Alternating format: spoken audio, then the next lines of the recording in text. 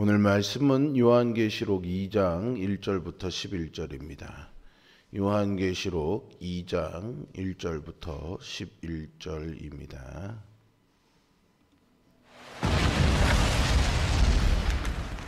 에베소 교회의 사자에게 편지하라.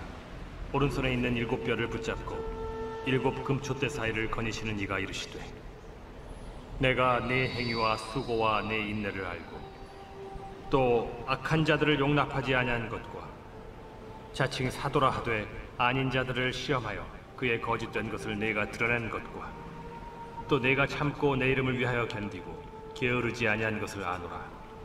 그러나 너를 책망할 것이 있나니 너의 처음 사랑을 버렸느니라. 그러므로 어디서 떨어졌는지를 생각하고 회개하여 처음 행위를 가지라. 만일 그리하지 아니하고 회개하지 아니하면 내가 네게 가서 네 촛대를 그 자리에서 옮기리라. 오직 네게 이것이 있으니 네가 니골라당의 행위를 미워하는도다. 나도 이것을 미워하노라. 귀 있는 자는 성령이 교회들에게 하시는 말씀을 들을지어다. 이기는 그에게는 내가 하나님의 낙원에 있는 생명나무의 열매를 주어 먹게 하리라.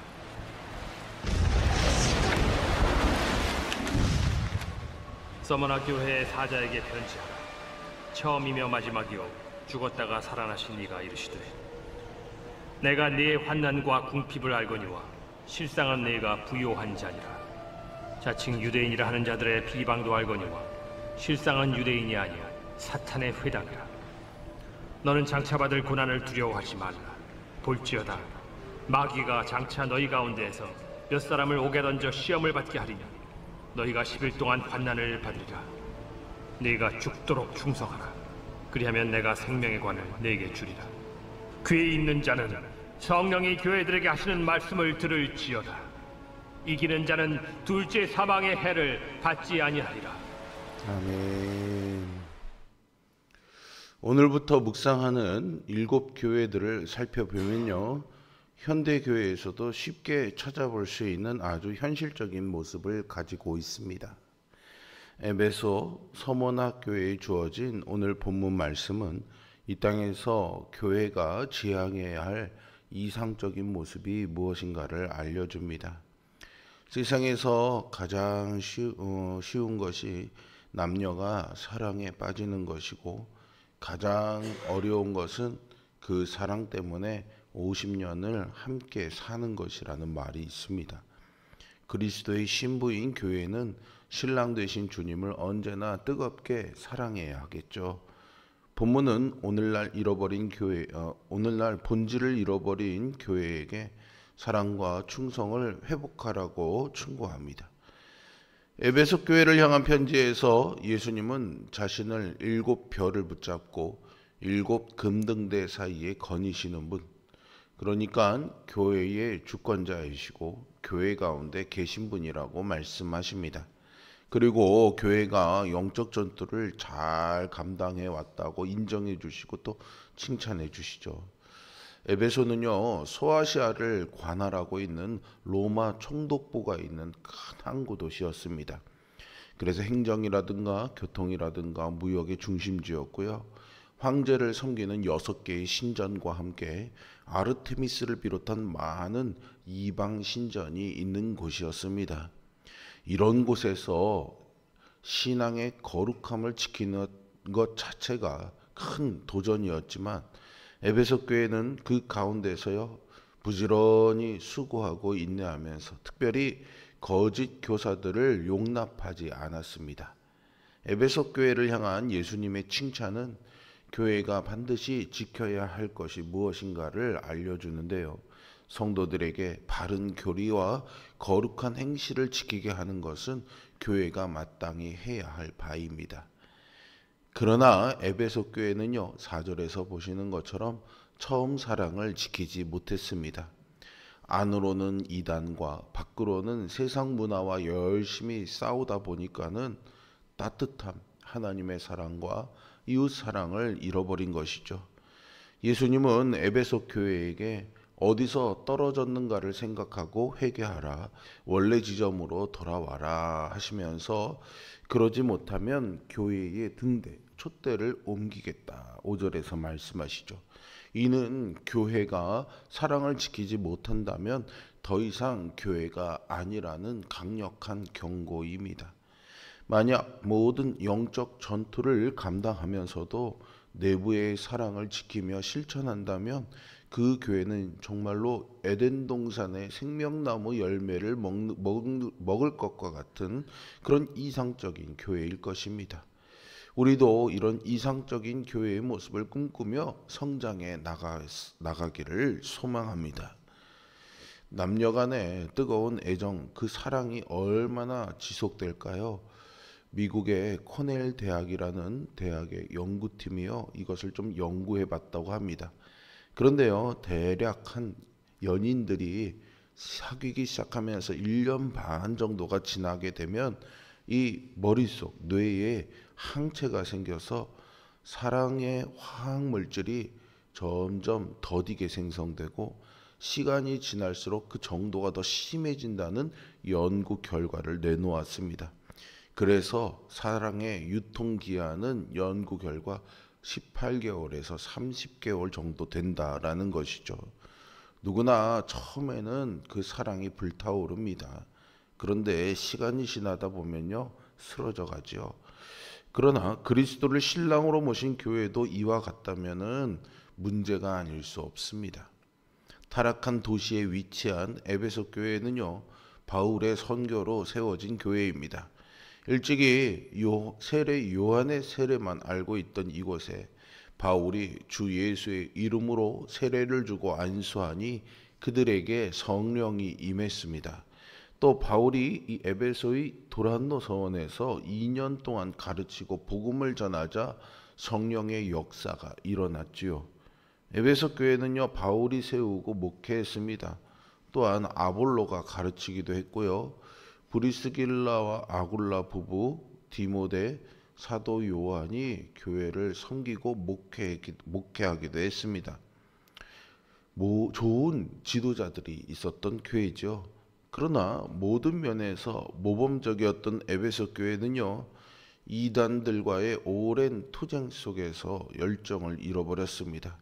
그들은 심신이 기진맥진할 정도로 수고해도 성령 안에서 새 힘을 내었던 교회입니다. 모두가 열심히 헌신했죠. 그러나 사랑이 빠진 그 수고 속에서 점점 지쳐 그리스도의 사랑으로부터도 멀어지고 있음을 깨닫지 못했던 것입니다. 그리스도께서는 교회에게 많은 일거리를 주시면서 열심을 다해 책임을 완수하라고 하지 않으시고 처음 사랑을 회복하라고 하십니다. 헌신에 사랑이 없으면 무슨 소용이 있을까요? 형식은 여전히 남아있지만 그 중심에 사랑이 빠져 있다면 그리스도를 향한 사랑을 회복해야 할 것입니다. 8절부터는 서머나 교회가 나옵니다. 서머나 교회는요, 빌라델비아 교회와 함께 책망이 없는 칭찬만 받은 교회입니다. 서머나라는 도시 자체가요, BC 600년경에 전쟁으로 완전히 파괴되었다가 약 300년 뒤에 재건된 도시여서 마치 도시가 죽었다 살아난 것 같은 예수님의 죽음과 부활을 연상시키는 곳이었습니다. 예수님이 처음이요 마지막이신데 이는 구약 이스라엘의 하나님이시라는 뜻입니다. 그런데 서머나 교회는 유대인들에 의해서 환난과 궁핍을 겪고 있었습니다. 이에 예수님은 그들이 하나님의 백성 유대인이 아니라 사탄이라고 일갈하시면서 그들을 두려워하지 말라고 서머나 교회를 독려하십니다. 그 환난은 일시적인 것에 불과하며 죽도록 충성하는 자들에게는 생명의 관이 있을 것입니다. 또한 신앙을 온전히 붙드는 사람은 둘째 사망, 즉 영원한 심판에 이르지 않을 것을 약속해 주시죠. 이렇게 이상적인 교회는 고난을 당하지만 두려워하지 않고 주님이 우리 편이심을 믿고 끝까지 신앙을 지키는 사람들의 공동체입니다. 사전에서 충성을요, 참 마음에서 우러나는 정성, 국가와 임금에게 몸과 마음을 다하여 헌신하는 것이라고 정의하고 있습니다. 그러나 그리스도에 대한 충성은요, 그저 절대자에 대한 피조물의 복종이 아닙니다. 날 위해 전부를 주신 주님, 그분을 사랑하는 마음에서 나오는 참된 헌신이죠. 서머나교회는 각종 신전과 웅장한 건물이 가득해 소아시아에서 가장 아름다운 항구 도시였던 서머나에 세워졌습니다. 그러나 도시의 외관과는 다르게 교회의 사정은요, 처참함 그 자체였습니다. 서머나 교회를 대표하는 그 교회를 대표하는 말은요, 환난과 궁핍이었습니다. 성도들은 감옥에 갇히고요, 폭도들의 공격으로 소유물들을 모두 약탈당했기 때문입니다. 언제 끝날지 모르는 이 박해가 계속되는 삶의 자리에 주님이 처음이요 마지막이시고 죽었다가 살아나신 승리의 이름으로 오셨습니다. 주님은 서머나 교회가 어떤 고난을 당했는지 어떻게 견뎌왔는지를 다 아셨습니다. 그러나 주님의 위로가 모든 것의 흐름을 당장 바꾸는 것은 아니었습니다. 주님은 교회가 장차 당할 고난을 이야기하십니다.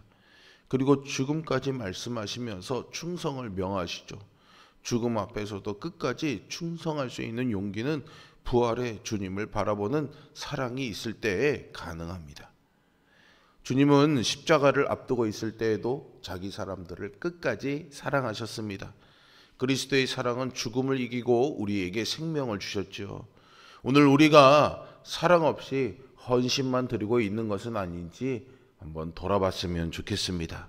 그리고 죽음의 시간을 넘어도 사랑으로 충성하는 그런 성도, 그런 교회가 되기를 소망합니다. 이상적인 교회는 세상 가운데서 끊임없이 영적인 전투를 치르면서 비진리와 오염된 문화를 단호히 끊어내고 박해에도 굴복하지 않으면서도요, 내부적으로는 뜨거운 사랑을 유지하는 공동체입니다. 영적으로 늘 깨어서 우리 자신을 돌아보지 않는다면 이런 공동체를 형성하고 유지하기는 쉽지 않죠. 그러기에 우리는 에베소 교회에게 하신 말씀처럼 처음 사랑을 회복하고 세상에서 어떤 어려움이 있더라도 서머나 교회와 같이 끝까지 내 신앙을 지키겠다는 각오를 다져야 하겠습니다. 그래서 주님이 약속하신 생명나무의 열매와 생명의 관을 바라보면서 오늘도 믿음을 지키는 삶을 살아갈 수 있기를 주님의 이름으로 축복합니다. 기도하겠습니다. 거룩하시고 살아계시며 우리의 삶의 주인 되어주시고 주관자 되어주시는 아버지 하나님, 예수 그리스도를 십자가에서 죽게 하시고 부활하게 하시어서 우리의 영원한 생명의 보증이 되게 하여 주시고 거룩한 하나님의 공동체 안에서 하나님 백성으로 살아갈 수 있는 은혜 주시니 감사를 드립니다.